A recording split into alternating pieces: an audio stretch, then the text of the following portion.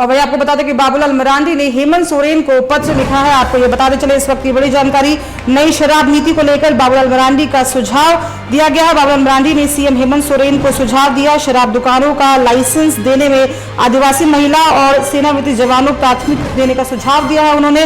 और साथ ही आपको बता दें कि बाबूलाल मरांडी ने पत्र में हंडिया दारू का भी जिक्र किया है। बाबूलाल मरांडी ने सीएम हेमंत से आदिवासी महिलाओं के हित में नीति तैयार करने का अनुरोध किया है। इस वक्त की बड़ी जानकारी आपको बता दें, जहां बाबूलाल मरांडी ने सीएम हेमंत सोरेन को पत्र लिखा है और पत्र के माध्यम से कई सुझाव दिए हैं। उन्होंने नई शराब नीति को लेकर बात कही। साथ ही आपको बता दें कि सीएम हेमंत सोरेन को उन्होंने कई मुद्दों पर सुझाव दिया है। शराब दुकानों का लाइसेंस देने में आदिवासी महिलाओं और सेवानिवृत्त जवानों को प्राथमिकता दी जाए, ये बात बाबूलाल मरांडी ने कही है।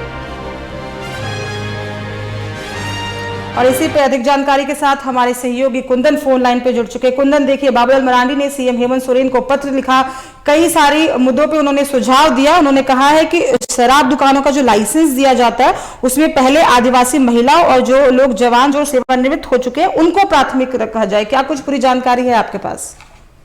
बिल्कुल वैसे जिस तरीके से भाजपा प्रदेश अध्यक्ष बाबूलाल मरांडी ने पत्र लिखकर और मुख्यमंत्री हेमंत सोरेन से यह मांग किया है कि फिलहाल जो राज्य में शराब नीति है इस संदर्भ में जो उन्होंने सुझाव दिया है और सीधे तौर पर उन्होंने यह स्पष्ट किया है कि जो हजारों जो गरीब दलित और आदिवासी महिलाएं हैं जो सड़क किनारे हरिया दारू बेचकर अपना जीवन या फिर ये कह सकते हैं अपने परिवार का भरण पोषण कर रहे हैं, तो उनको लेकर जो है ये सुझाव दिया है कि उनको प्राथमिकता दी जाए। और कहीं न कहीं जो है जो नई जो शराब नीति है उसमें जो स्थित कह सकते हैं कि जो नियमावली बनाया गया है उसमें संशोधन करके और जो कह सकते हैं कि एक प्रकार से ये उसको क्या कहते हैं, पेट्रोल पंप और गैस एजेंसी जैसे जो निर्गत करने वाली जो दलित आदिवासी महिलाओं को, दिव्यांग और सेना की सेवानिवृत्ति जो जवानों को प्राथमिकता देती है, उसी राज्य सरकार भी देसी और विदेशी दुकान का लाइसेंस जारी करने के लिए भी गरीब आदिवासी महिलाओं को भी उसको स्थान प्रदान किया गया। तो निश्चित तौर पे जो सड़क किनारे जो महिलाएं शराब और हरिया दारू जो बेच रहे हैं उनको लेकर यह मांग किया गया। जी साक्षी।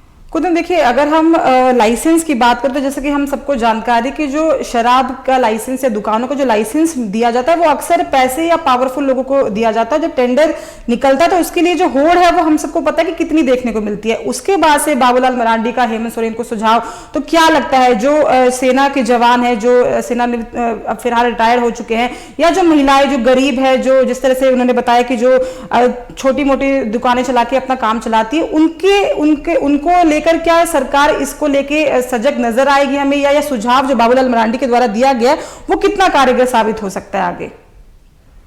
देखिए, ये तो सुझाव है साक्षी, और इस पे अगर अमल होती है तो निश्चित तौर पे कुछ तो इसका फलाफल निकल कर सामने आएगा। क्योंकि जो सड़क किनारे जो फुटपाथ पे जो जीवन यापन अपना कर रहे हैं उनके जीवन शैली में निश्चित ही जो कह सकते हैं कि बदलाव होगा, क्योंकि जो सड़कों पे मारे फिरा करते थे और उनको जो है इसमें प्रायोरिटी देने की जो बात है, तो कहीं ना कहीं ये इस माध्यम से न सिर्फ उनके जीवन स्तर का में सुधार आएगा, बल्कि उनके साथ जो जुड़े हुए परिवार के जो अन्य सदस्य उनके भी जो जीवन स्तर है उसमें भी सुधार की जो है गुंजाइश दिखाई दे रही है। हालांकि चलिए, तमाम अहम जानकारी के लिए बहुत बहुत धन्यवाद कुंदन। हम आपसे अपडेट लेते रहेंगे, खबरों पे आप बने रहिएगा। तो बड़ी खबर इस वक्त दिखा रहे थे, जहां बाबूलाल मरांडी ने सीएम हेमंत सोरेन को पत्र लिखा है और पत्र के माध्यम से कई सारे सुझाव देने का काम किया है।